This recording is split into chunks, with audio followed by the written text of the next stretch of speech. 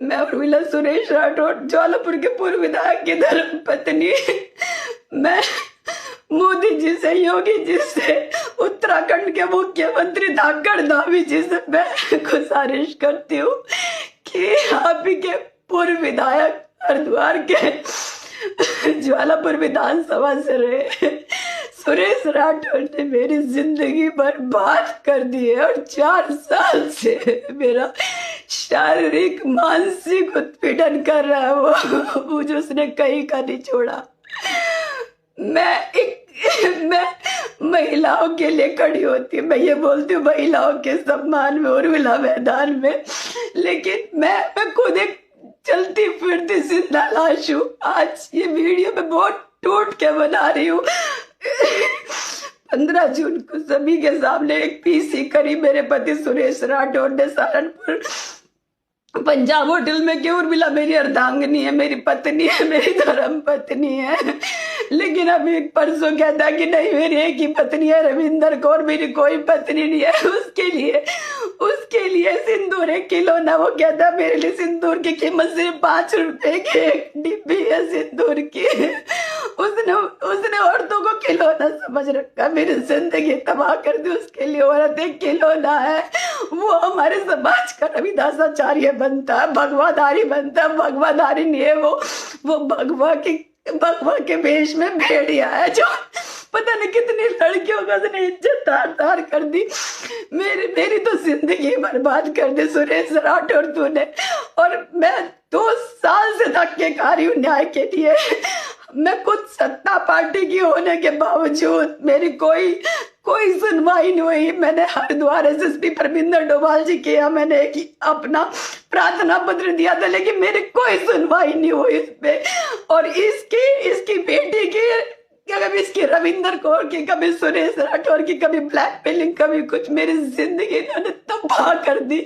मैं आप सभी से बोल रही हूँ, माननीय पुष्कर धामी जी, उत्तराखंड के मुख्यमंत्री जी से मेरी बहुत गुजारिश है, मैं न्याय की उसमें खड़ी। अगर मुझे न्याय नहीं मिला ना तो मैं प्रदेश कार्यालय पे आकर आत्मदाह कर लूंगी।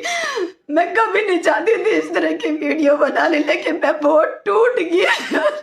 मेरी जिंदगी बर्बाद कर दी सुरेश राठौड़ तूने। मुझे कहीं का नहीं छोड़ा। कभी कुछ स्टेटमेंट देता है, कभी कुछ स्टेटमेंट देता है। सुरेश राठौर को उसके कर्मों की सजा जरूर मिलनी चाहिए। जो इस तरह से इसने एक औरत की जिंदगी तबाह कर दी, ना मुझे काम का छोड़ा, ना कहीं का छोड़ा। मेरे शारीरिक मानसिक हर तरह से इसने शोषण किया है। कभी कहता मुंबई का फ्लैट मेरे नाम कर दे, कभी कुछ कहता। रोज अलग अलग चीजें हमसे बोलता है, रोज अलग अलग स्टेटमेंट बदलता है। इस आदमी का कोई भरोसा नहीं है। और हाँ, मुझे ये भी कहता कि मैं तुझे तिल तिल करके मारूंगा उर्मिला। और अगर तूने ज्वालापुर में तूने पैर रखा, हरिद्वार में, तो मैं तेरे किसी भी तरह से हत्या करवा दूंगा अगर तू वहां पे आई। मैं इतनी डिप्रेशन में हूँ, मैं कभी नहीं चाहती थी मैं सब बोलूं।